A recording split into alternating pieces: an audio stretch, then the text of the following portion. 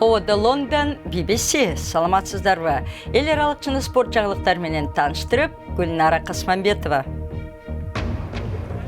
Түркияда катал чаралар улантылууда. BBC өкмөт ишке ашпай калган төңкөрүштүн артында турат деген кыймылга сереп салат.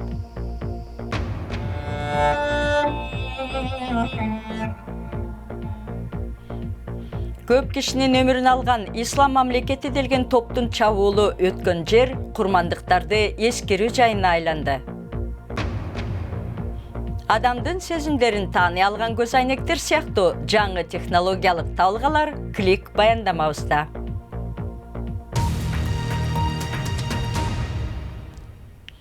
Азербайжандын соту Түркиядагы төңкөрүш аракетин чагылдырган көз карандысыз телестанцияны жабуу тууралуу өкмөттүн чечимин колдоду. Бийликтер АНС каналын Анкара менен Бакунун мамилесине доо кетирди деп айыпташты. Лицензиясынан айрылар алдында бул канал Фетхулла Гүлен менен маегинен үзүндү берген. АКШда бозгунда жүргөн динчиге төңкөрүштү уюштурган деген күнөө коюлууда. Түркияда Гүлендин тарапкерлери деп шектелген кишилерге карата катаал чаралар улантылууда. Бийлик мындай камалоо аркылуу бузуклардан арылып жатабыз деп ишенет. 2 жумадан бери төңкөрүшчүлөр жана аны колдогондор кармалып жатат. 10 миңдеген адам камакка алынды же кызматтан четтетилди. Мектептер, маалымат каражаттары жана бизнес борборлору жабылды. Камалгандардын баарына диний ишмер Фетхулла Гүленди колдойт деген айып тагылууда. Расмийлер бозгундагы бул аалым төңкөрүштү уюштурган деп эсептешет. Ал ондогон жылдардан бери окуу жайлар аркылуу 140 өлкөгө өз таасирин жайылтып келет. Анын колдоочулары бүткүл Түркиядагы мекемелерде иштешет. Алар Гүлен тынчтыкты көздөгөн аалым дешсе, тынчылар аны коркунучтуу диний культ деп мүнөздөшөт. Гүлендин структуралык максаты өлкөнү басып алуу. Алар куралчан аскерлер эмес, бирок өзлөрүн юрист, мугалим, депутат жана бизнесмен катары көрсөтүшөт, деди бул журналист. Гүлендин мектептери Түркияда эң алдыңкы орунда турчу. Эми алар террорчулуктун чордону деп саналууда. 130дан ашык медиа каражаты жабылды. Камакка алуу чечими чыккан журналисттердин көбү качып кетишти. Биз Гүлен кыймылы эч качан бийликти басып алууну көздөгөн эмес деген адамды таптык. Медиа каражаттары аркылуу төңкөрүштү кантип уюштура аласың? Мындай дооматты кабыл албайм. Бул Түркиядагы конспирацияга окшошот. Алар Түркиянын жарандары. Андыктан түрк өкмөтүндөгү каалаган мекемеде иштөөгө укугу бар, деди мурдагы журналист. Түрк элин бириктирип койгон бул төңкөрүш аракетинен бери 2 жума өттү. Анын кесепети коомдун ар бир бөлүгүнө тийип жатат. Абал калыбына келиш үчүн көптөгөн жылдар керек. Улуттар уюмунун Сириядагы өкүлү Курчоодо калган Алеппо шаарынан жарандарды чыгарып кетүү жөнүндө Россиянын планын бул өзү көзөмөлдөп, ого катышуу туруктуу мөөнөткө токтотулушу керек дейт. 300 миңге жакын адам шаардын чыгыш тарабында камалып калган. Сириянын шериги Россиянын айтымында жөнөкөй жарандарга, куралы жок көтөрүлүшчүлөргө жана куралчан көтөрүлүшчүлөрдүн чейрек бөлүгүнө шаардан чыгып кетүүгө 3 жолду ачып беришет.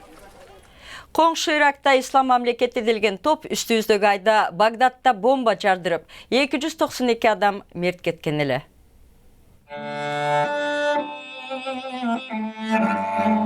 Курман болгондорго багышталган элегия, аман калгандарды сооротуу. Бул көчөдө 292 ирактык каза тапкан. Кызуу соода борбору эскерүү жайына айланды. Садык Маруф дүкөнчү. Ал аман калган саналуу кишинин бири.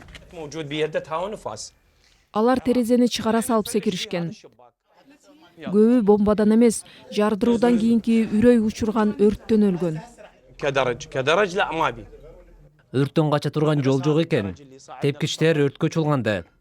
Бүт жер жалындап жатты.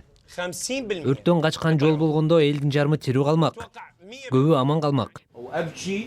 Биз Садыктын ата-энесиникине келдик. Алар терең кайгыга баткан. Ал 9 киши 9 деп кайталай берди. Үй бүлөмдө 9 кишиден айрылдым. Нааданын башына мүшкүл түштү. Алардын уулдары соода борборунда иштечү. Ал күнү жубайлары балдары менен дүкөнгө барышкан. Алардын бирөөсүнүн гана сөөгү табылды. Ислам мамлекети делген топтун бомбасынын айынан каргашага айланган түндөгү көрүнүш.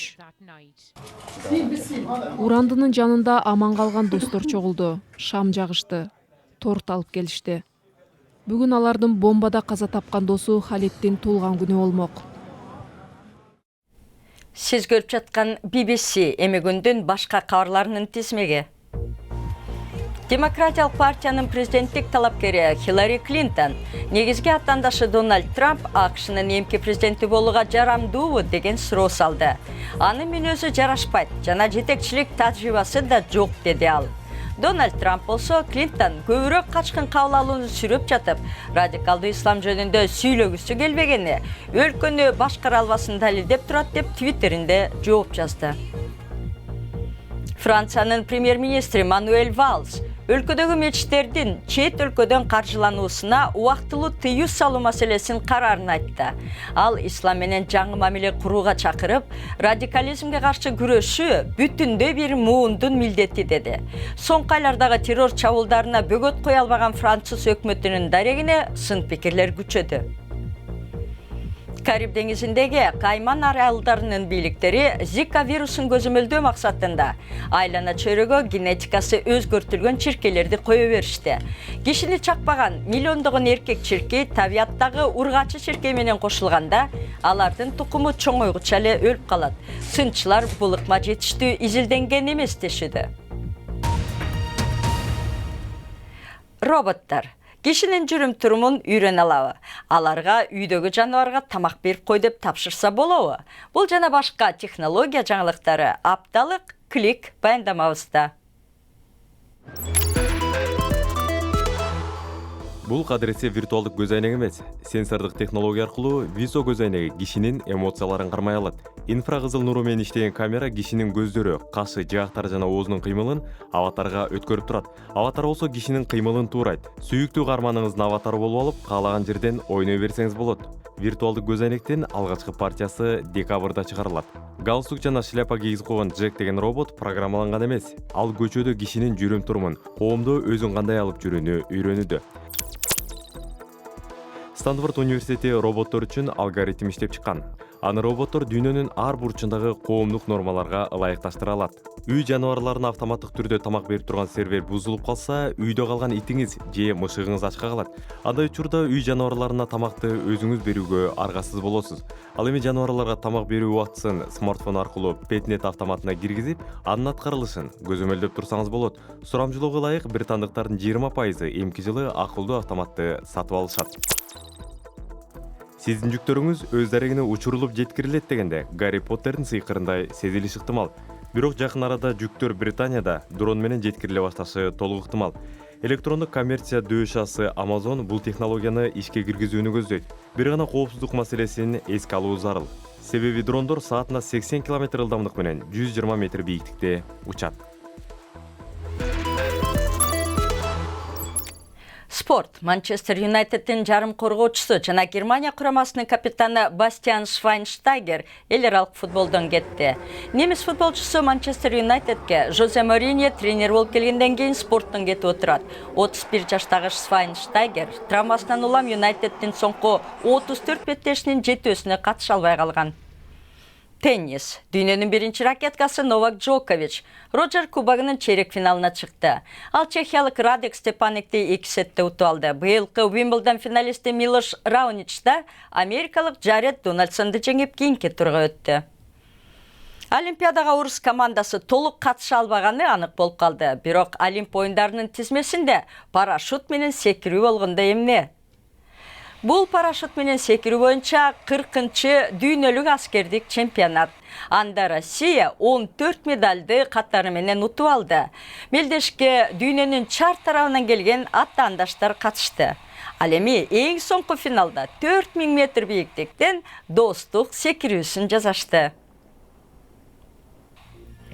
Олимп оюндарында парашюттан секирсе, орустар сөзсүз 6 медалдарды жеңип кетмек экен. Сиздер менен Гүлнара Касманбетова болду. Саламатта калыңыздар.